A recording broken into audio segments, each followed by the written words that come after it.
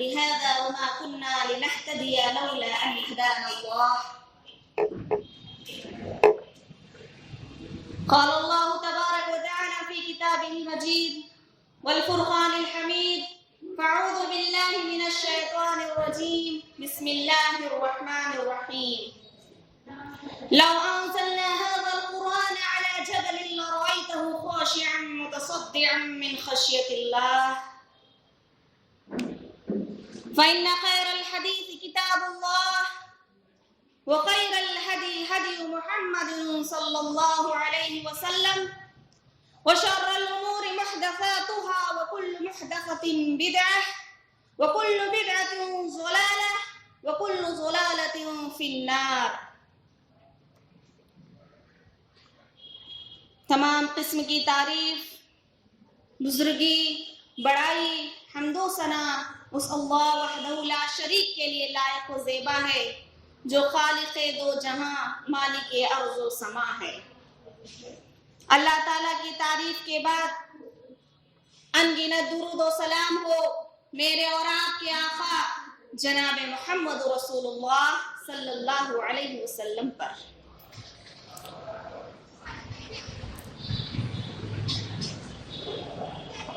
حاضرین محفل، میری معزز ماں اور بہنوں، آج کی اس پر رونق محفل میں جو موضوع لے کر میں کھڑی ہوں وہ ہے قرآن مجید کی اہمیت و فضیلت۔ اس بات میں کوئی شک نہیں ہے کہ قرآن مجید اللہ تعالیٰ کی انتہائی عظیم و افضل کتاب ہے۔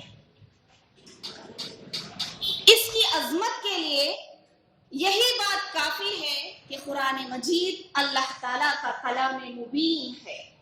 اللہ تعالیٰ نے خود اس کلام کی عظمت کے مختلف انداز بیان فرمائے ہیں۔ سورۃ الشعراء آیت نمبر 192 میں اللہ کا فرمان ہے وَإِنَّهُ لَتَنزِيلُ رَبِّ الْعَالَمِينَ، یقیناً قرآن کریم اللہ تعالیٰ کی جانب سے نازل کردہ کلام ہے۔ اسی طرح سورہ فرقان آیت نمبر 1 میں اللہ رب العالمین کا ارشاد ہے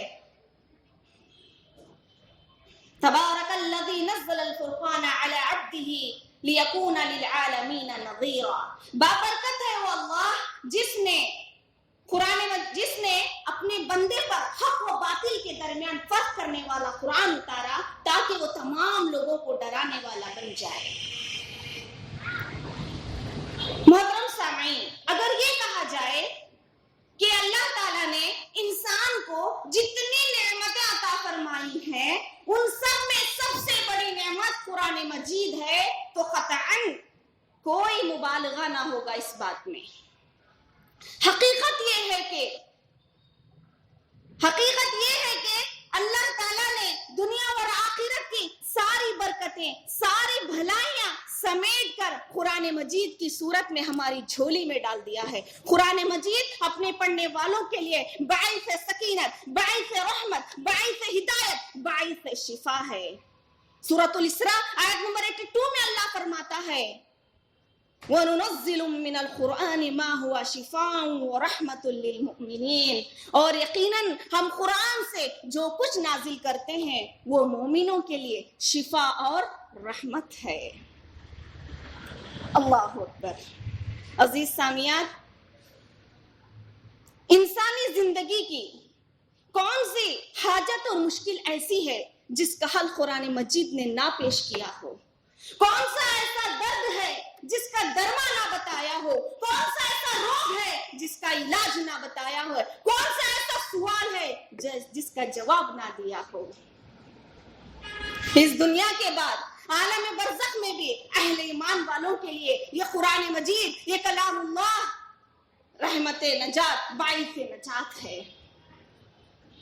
انسان اپنی آخری منزل تک پہنچنے سے پہلے قدم پر جتنا قرآن مجید کا محتاج ہے اتنا کسی چیز کا محتاج نہیں ہے۔ لیکن افسوسناک بات یہ ہے کہ مسلمانوں کی کم و بیش 90% اکثریت قرآن مجید کے فضائل سے ناآشنا ہے۔ آج لوگوں کے ذہنوں میں قرآن مجید کا تصور بس اس حد تک ہے کہ یہ ہماری مقدس کتاب ہے، اس کو چھونے سے قبل وضو کرنا واجب ہے، اس کو چھوتے ہی آنکھوں سے لگانا اور چومنا لازمی ہے، اور خوبصورت ریشم کے جزدان میں لپیٹ کر کسی اونچی جگہ رکھنا لازمی ہے، اور بیٹیوں کی شادی بیاہ میں بیٹیوں کو ہدیے کے طور پر دینا لازمی ہے، اور بیٹی کی رخصتی کے وقت اس کی سائے سے گزارنا لازمی ہے، اور لڑائی جھگڑے کے وقت قسم کھانے کے لیے، گواہی دینے کے لیے استعمال کرنا ہے، اور ایصال ثواب کے لیے قرآن خوانی کرنا ہے۔ شاعر نے کیا خوب کہا ہے، طاقوں میں سجایا جاتا ہوں، آنکھوں سے لگایا جاتا ہوں، تعویذ بنایا جاتا ہوں، دھو دھو کے پلایا جاتا ہوں۔ کیا ان کاموں کے لیے، اس چیز کے لیے قرآن مجید نازل کیا گیا ہے؟ نعوذ باللہ، ہرگز نہیں۔ قرآن مجید کا نزول مقصد یہ ہے کہ اسے سیکھا جائے، اس کی تلاوت کی جائے، اسے پڑھا جائے، اس میں غور و تدبر سے کام لیا جائے، اس بے غور و فکر کیا جائے، اور اس پر عمل کر کے اپنی دنیا اور آخرت کو کامیاب بنایا جائے۔ عزیز سامعین، اس نعمت کا فائدہ دیکھیے، اس کی اہمیت دیکھیے، اس کی فضیلت دیکھیے کہ اس کے پڑھنے پر، اس کی تلاوت پر، اس کے سننے پر، اس کے عمل کرنے پر اجر و ثواب رکھا گیا ہے۔ حاضرین محفل، دنیا میں اربوں خربوں لاکھوں کروڑوں تعداد میں کتابیں موجود ہیں، لیکن قرآن مجید اللہ تعالیٰ کی وہ واحد کتاب ہے جس کی ایک ایک حرف پڑھنے پر 10 نیکیاں ملتی ہیں۔ اللہ اکبر، سبحان اللہ۔ عبداللہ ابن مسعود بیان فرماتے ہیں، جامع ترمذی کی روایت ہے، شیخ علامہ البانی رحمہ اللہ نے اس حدیث کو صحیح قرار دیا ہے۔ آپ صلی اللہ علیہ وسلم نے فرمایا، من قرأ حرفا من کتاب اللہ فلہ بہ حسنہ والحسنۃ بعشر امثالها، لا اقول الف لام میم حرف ولكن الف حرف ولام حرف ومیم حرف۔ آپ صلی اللہ علیہ وسلم نے فرمایا، جس نے اللہ کی کتاب سے ایک حرف پڑھا، کتنا؟ ایک حرف پڑھا، تو اس کے لیے ایک نیکی ہے، اور ایک نیکی کا بدلہ 10 گنا ہے۔ آگے آپ صلی اللہ علیہ وسلم نے کیا فرمایا؟ لا اقول، میں یہ نہیں کہتا کہ الف لام میم ایک حرف ہے، بلکہ الف ایک حرف ہے، لام ایک حرف ہے، اور میم ایک حرف ہے۔ معزز سامعین، کہنے کا مطلب یہ ہے کہ الف لام میم پڑھنے پر صرف 10 نیکیاں نہیں ملے گی، بلکہ بتایا جا رہا ہے کہ الف پر آپ کو 10 نیکیاں ملیں گی، لام پر آپ کو 10 نیکیاں ملیں گی، اور میم پر آپ کو 10 نیکیاں ملیں گی۔ تو بتائیے کتنی نیکیاں ہو گئی؟ 30 نیکیاں ہو گئی ہے۔ صرف الف لام میم پڑھنے پر 10 نہیں، بلکہ 3 حروف کے، 3 حرفوں کے الگ الگ اللہ رب العالمین ہمیں اجر و ثواب دے رہا ہے۔ تو بتائیے، ہے ایسی کوئی کتاب آپ کی گجراتی کی، ہے کوئی ایسی انگلش کی کتاب، ہے کوئی ایسی سائنس کی کتاب، ہے کوئی ایسی جغرافیہ کی کتاب جس کے پڑھنے پر آپ کو اجر و ثواب ملتا ہو؟ قرآن مجید کے سوا دنیا میں ایسی کوئی کتاب نہیں ہے جس پر اجر و ثواب ملتا ہو۔ یہ ایسی کتاب اللہ نے نازل فرمایا ہے جس کے ایک ایک حرف پر آپ کو اجر و ثواب سے نوازا جاتا ہے۔ اتنا ہی نہیں، بلکہ قرآن مجید اپنے پڑھنے والوں کے حق میں قیامت کے دن شفاعت کرے گا۔ صحیح مسلم کی روایت ہے، جناب محمد رسول اللہ صلی اللہ علیہ وسلم نے فرمایا، قرآن پڑھتے رہا کرو، قرآن کی تلاوت کرتے رہا کرو، یہ کل قیامت کے دن اپنے پڑھنے والے کے حق میں شفاعت کرے گا۔ میں اور آپ بخوبی جانتے ہیں کہ کل قیامت کے دن کوئی کسی کے کام نہیں آئے گا، نہ رشتہ داری، نہ دوستی، نہ والدین، نہ اولاد، نہ شوہر، نہ بیوی، دنیا کا کوئی رشتہ کسی کا کام نہیں آئے گا، لیکن قسم اللہ کی، یہ قرآن مجید کل قیامت کے دن اپنے پڑھنے والوں کے حق میں سفارش کرے گا، شفاعت کرے گا، گواہی دے گا، آپ کے لیے کھڑا رہے گا، آپ کی مدد کے لیے، اور کوئی ہماری مدد کے لیے کل قیامت کے دن کھڑا نہیں رہے گا۔ اسی طرح قرآن مجید پڑھنے والوں کے کل قیامت کے دن درجات بلند کیے جائیں گے۔ اللہ اکبر۔ جامع ترمذی کی روایت ہے، شیخ علامہ البانی رحمہ اللہ نے اس حدیث کو حسن اور صحیح قرار دیا ہے۔ یقال لصاحب القرآن، صاحب قرآن سے کہا جائے گا کس سے؟ جو دنیا میں قرآن پڑھتا تھا، جو روزانہ قرآن کا پابند تھا، قرآن کی تلاوت کرتا رہتا تھا. ایسے شخص سے کل قیامت کے دن کہا جائے گا، کیا کہا جائے گا میری بہنوں؟ اقرا، پڑھ وارتق، اور جنت کی سیڑھیاں چڑھتا جا. کیا آپ نہیں چاہتی کہ ہمارا بھی شمار ان لوگوں میں ہوں؟ آپ بھی قرآن مجید کو مضبوطی سے تھام لے. آپ بھی روزانہ، صرف رمضان میں نہیں کہ رمضان میں آئے تو چلو کمپٹیشن پر قرآن پڑھتے ہیں اور 2-2 3-3 قرآن ختم کر دیتے ہیں، اور رمضان ختم تو قرآن کی تلاوت بھی ختم. بس صرف رمضان میں ہی ثواب چاہیے، باقی ایام میں ثواب نہیں چاہیے، باقی دنوں میں ثواب نہیں چاہیے، باقی مہینوں میں آپ کو ثواب نہیں چاہیے. کل قیامت کے دن کیا کہا جائے گا؟ قرآن پڑھتے جا اور جنت کی سیڑھیاں چڑھتے جا. تو بتائیے میری بہنوں، کیا آپ کی خواہش نہیں ہے کہ کل قیامت کے دن اللہ تعالیٰ بھی آپ سے کہے کہ اے میری بندی، قرآن پڑھتے جا اور جنت کی سیڑھیاں چڑھتے جا. اللہ تعالیٰ مجھے اور آپ کو ان لوگوں میں شمار فرمائے کہ ہم بھی قرآن کی تلاوت کرتے جائیں اور جنت کی سیڑھیاں چڑھتے جائیں. آمین یا رب العالمین. اور ایک خوشخبری یہ بتا دوں میں آپ کو، آج جہاں بھی، جس پورے ملک میں جہاں بھی، جو بھی اس حدیث پر اب میں جو بتانے والی ہوں، ذکر کرنے والی ہوں، اگر اس پر عمل ہو رہا ہے اور عمل الحمدللہ ہو بھی رہا ہے تو سمجھے بہت خوش نصیب لوگ ہیں. وہ کیا ہے روایت؟ بہت معروف و مشہور روایت ہے، صحیح بخاری کی روایت ہے، خیرکم من تعلم القرآن وعلمہ. تم میں سب سے بہترین، تم میں سب سے اچھا وہ ہے جس نے قرآن کو سیکھا اور دوسروں کو سکھا رہا ہے. الحمدللہ، خوش نصیب ہیں آپ لوگ جو قرآن کو سیکھ رہے ہیں اور دوسروں تک پہنچا رہے ہیں. یہ بہت بڑی بات ہے میری بہنوں، اور یہ نصیب والوں کو ہی ملتا ہے کہ قرآن سیکھنے کا بھی موقع ملے اور سکھانے کا بھی موقع ملے. اسی طرح قرآن مجید کی تلاوت مشقت کے ساتھ اٹک کے کرنے والوں کے لیے اللہ نے دوہرا اجر رکھا ہے. جی میری بہنوں، بالکل صحیح مسلم کی روایت ہے، اما عائشہ رضی اللہ عنہا بیان فرماتی ہیں کہ آپ صلی اللہ علیہ وسلم نے فرمایا، جو شخص قرآن کی تلاوت اٹک کے کرتا ہے، نہ آنے کے باوجود کوشش کرتا ہے، دقت اور مشکل کے ساتھ پڑھتا ہے، تو اس کے لیے دوہرا اجر ہے. اس لیے آپ یہ نہ سمجھے کہ مجھے قرآن بالکل پڑھنے نہیں آتا ہے. آج کتنے سارے ادارے کھلے ہیں الحمدللہ آپ کے لیے، تعلیم، مخرج، تجوید کے ساتھ صحیح انداز میں پڑھنے اور اس کو سمجھنے کے لیے کتنے سارے ادارے کھولے گئے ہیں. آپ وہاں جا کر تعلیم حاصل کر سکتی ہیں. اگر آپ کو غلطیاں ہو رہی تو آپ کی اصلاح ہو سکتی ہے میری بہنوں. اس لیے یاد رکھیں کہ قرآن کو مشقت کے ساتھ، نہ پڑھنے کے باوجود بھی، نہ آنے کے باوجود بھی کوشش کر کے جو پڑھتا ہے اس کے لیے اللہ رب العالمین کے پاس دوہرا اجر ہے. اور اس دوہرے اجر کو ہرگز بھی مت کھوئیں، اس کو پڑھنے کی کوشش کریں.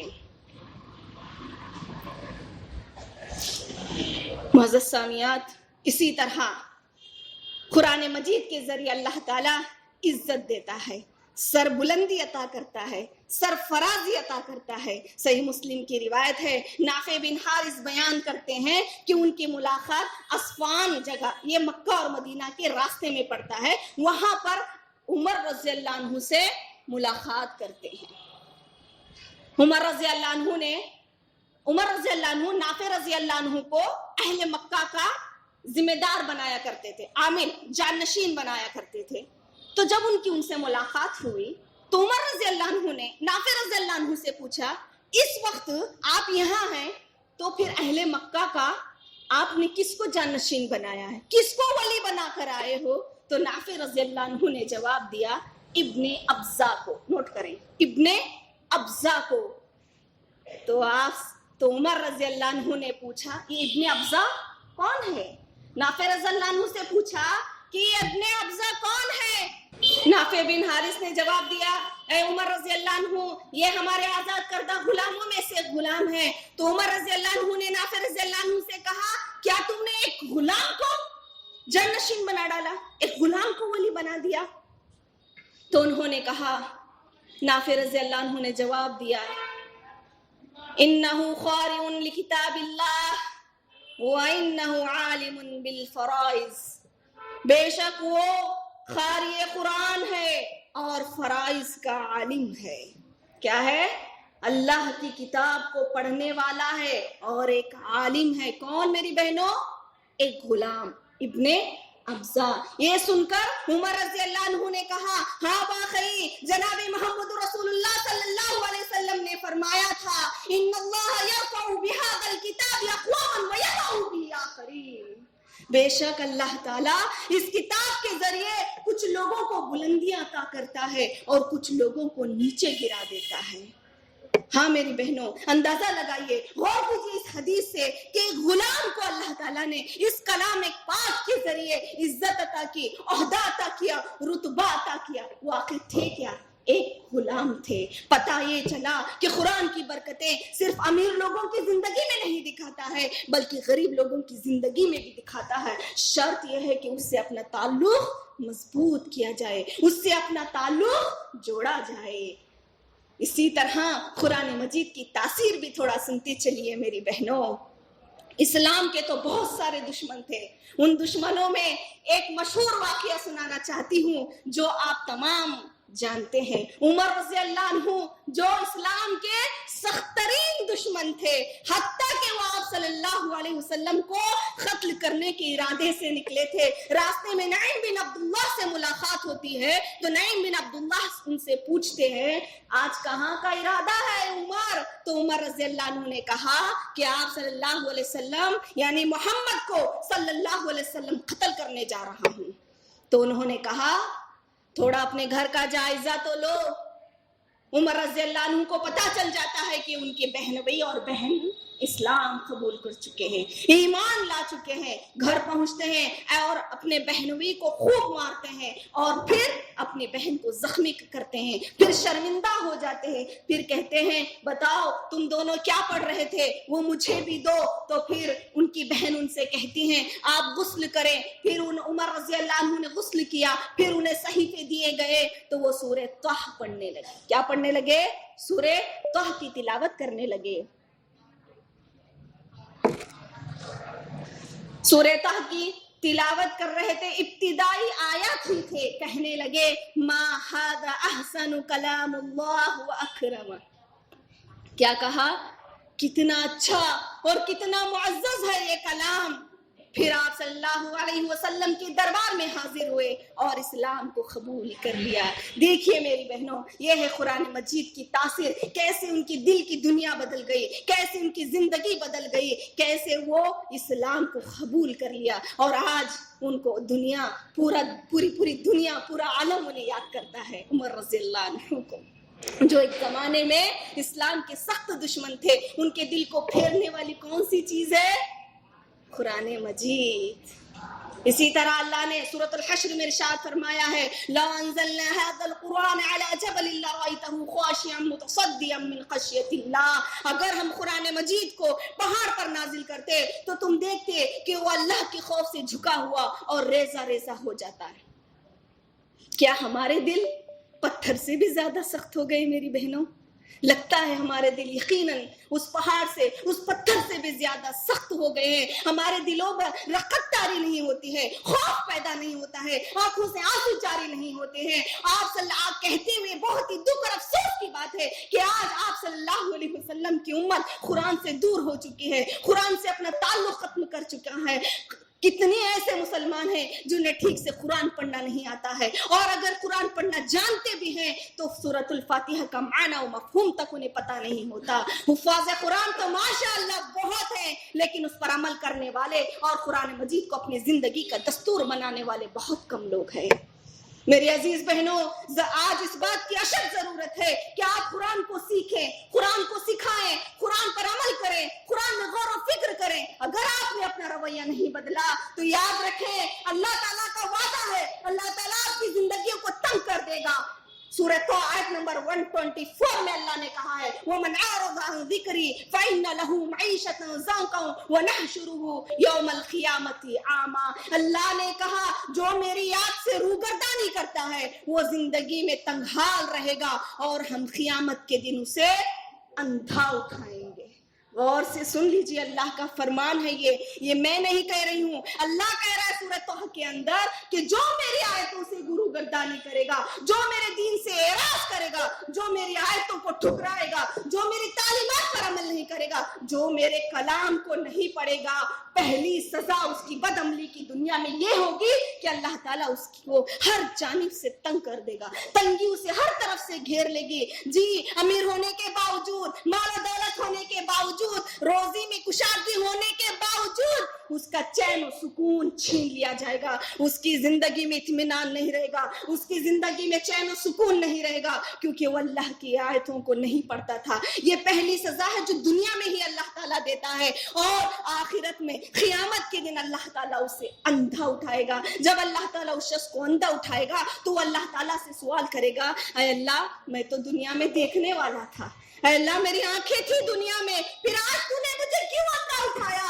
تو اللہ کہے گا تجھے دنیا میں آنکھیں تھی لیکن تیرا دل اندھا ہو گیا تھا، تو میری آیتوں کو ٹھکراتا تھا، میرے قرآن سے منہ موڑتا تھا، پیٹ پھیرتا تھا، اس کی تلاوت نہیں کرتا تھا، اس میں غور و فکر نہیں کرتا تھا اور اس پر عمل نہیں کرتا تھا، اس لیے آج تیرا ٹھکانہ دوزخ ہے، اور آج تیرا کوئی پرسان حال نہیں ہوگا، تیرا کوئی مددگار نہیں ہوگا۔